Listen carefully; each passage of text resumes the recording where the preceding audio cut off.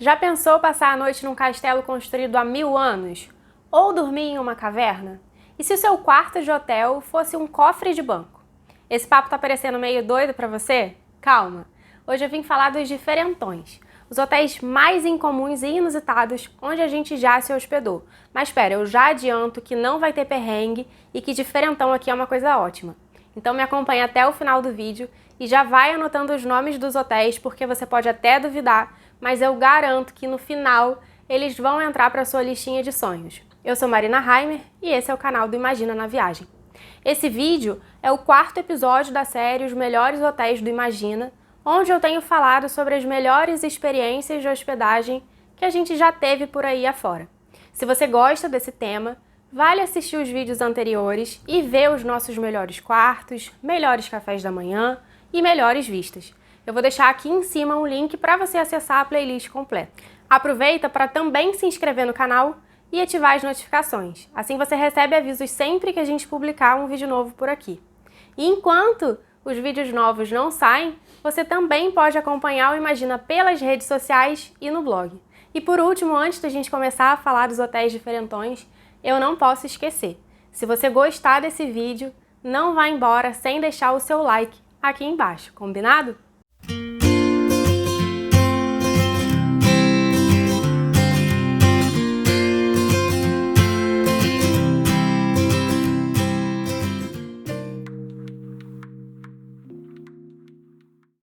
Então, seja pela arquitetura, pela história e às vezes pelos dois, os 5 hotéis dessa lista definitivamente chamam muita atenção e cada um deles despertou a minha curiosidade antes mesmo da gente chegar para o check-in.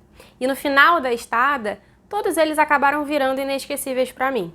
Às vezes, a gente tem aquela ideia pré-concebida de que um hotel, para ser excelente ou inesquecível, precisa obrigatoriamente fazer parte de uma grande rede, ocupar um prédio super moderno e enorme, ter 1 milhão de quartos ou bangalôs com vista para um mar turquesa, mas não precisa. Você vai ver que nenhum dos hotéis da minha lista corresponde a essas características. Eles são mesmo bem diferentes do que a gente está acostumado a ver por aí. Mas todos eles, dentro das suas singularidades, foram muito especiais e renderam experiências sensacionais e também curiosas. Para começar, o primeiro hotel da minha lista é o Leo Cove em Alberobello, no sul da Itália. Você já ouviu falar em Trulli? Os trullis são casinhas cilíndricas brancas com telhado cônico que eram construídas originalmente com paredes secas, sem argamassa. Essas casas, bem diferentes, eram habitadas pelos camponeses há centenas de anos atrás. Tem uma história bem interessante sobre a origem e a função dos trulli.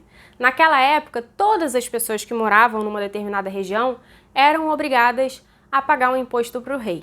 Dizem que os trulli foram criados pelos camponeses como uma maneira de passar a perna no rei e fugir desses impostos. Os telhados cônicos das casas têm uma pedra de sustentação e sempre que a caravana do rei vinha vindo, eles puxavam essas pedras e os telhados caíam e sobrava só aquela base cilíndrica branca que nem de longe parecia uma casa.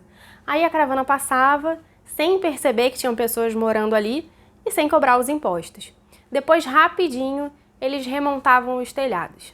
Alberobello tem até hoje um conjunto com mais de 1.500 trulli que foi classificado como um patrimônio mundial pela Unesco.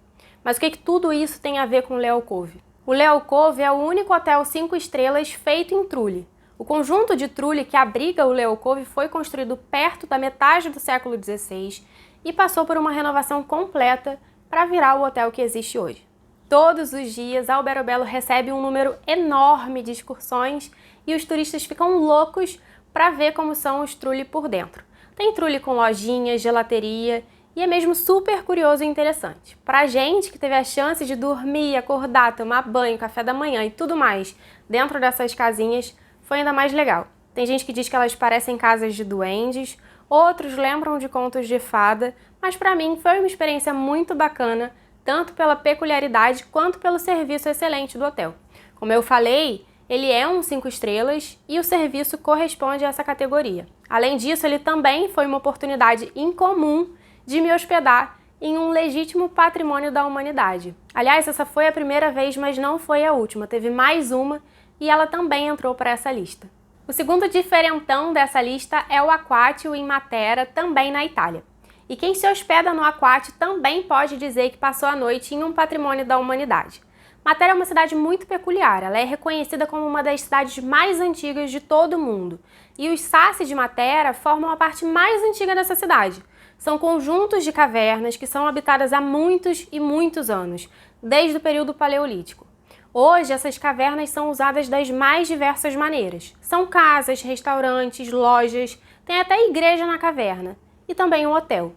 O Aquácio tem aproximadamente 5.000 metros quadrados de área total e ele é todo esculpido nas pedras, todo mesmo. A recepção, o spa, que é sensacional e valeria um destaque à parte, ou mesmo os quartos, são em cavernas de verdade. Elas são com certeza as cavernas mais confortáveis, tecnológicas e modernas que a gente já viu, mas ainda assim são cavernas, o que torna a experiência muito doida, mas também muito bacana. Vale dizer que o hotel é todo climatizado e que, como os quartos são cavernas sem muita circulação de ar, todos são equipados com um sistema computadorizado que recicla esse ar e controla a umidade do ambiente. O Aquácio foi com certeza um dos hotéis mais originais que a gente já conheceu e entra com muita justiça nessa lista. Outro hotel diferentão e incrível no sul da Itália é o Castelo de Ugento, na cidade de Ugento. E não, o castelo não é só uma gracinha no nome do hotel, ele é um castelo de verdade. A história do Castelo de Ugento é tão antiga que algumas partes dela são meio nebulosas hoje em dia. Algumas passagens se perderam mesmo pelo caminho.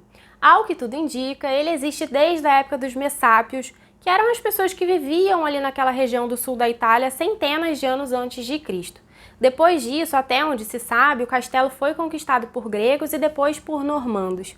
Toda essa história está contada com mais detalhes lá no blog. Aliás, todos os hotéis desse vídeo têm review completa no blog e eu vou deixar todos os links na descrição do vídeo para depois, se você quiser ver com mais detalhes, ver fotos ou mesmo vídeos específicos de cada um deles. Enfim, lá no século XVII, o castelo e toda a região em volta dele virou propriedade de uma família nobre, a família d'Amore. E o castelo segue nessa mesma família até os dias de hoje. Ele foi reformado em 2013 numa obra que foi encabeçada pelos atuais proprietários, o Massimo d'Amore e a Gianna Bianchi, e virou um verdadeiro complexo.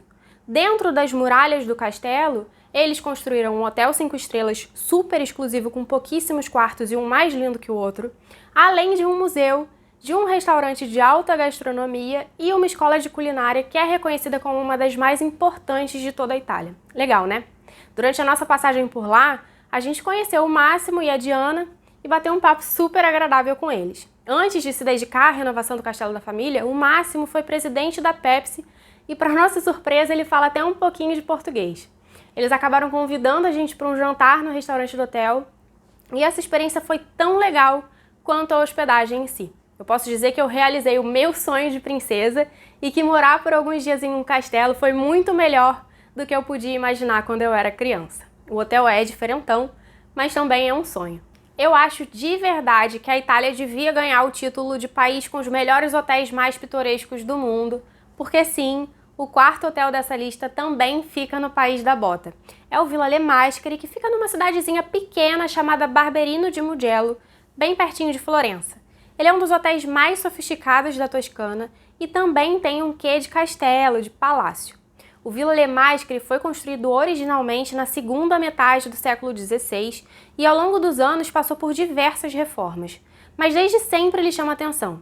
Ele era conhecido antes de ser o hotel que é hoje como uma das vilas mais bonitas de toda a região e teve vários fãs famosos nessa época, como o Papa Pio IX e Carlo Emanuele IV, o rei da Sardenha.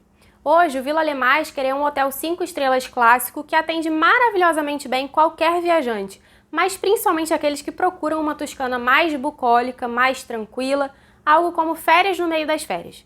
Os quartos são confortáveis, o jardim é lindo e rende caminhadas super gostosas, e o spa, que é sempre o meu ponto fraco, também era um espetáculo. A gente passou por lá no meio de uma viagem longa de carro e foi uma paradinha estratégica para dar uma relaxada, sabe?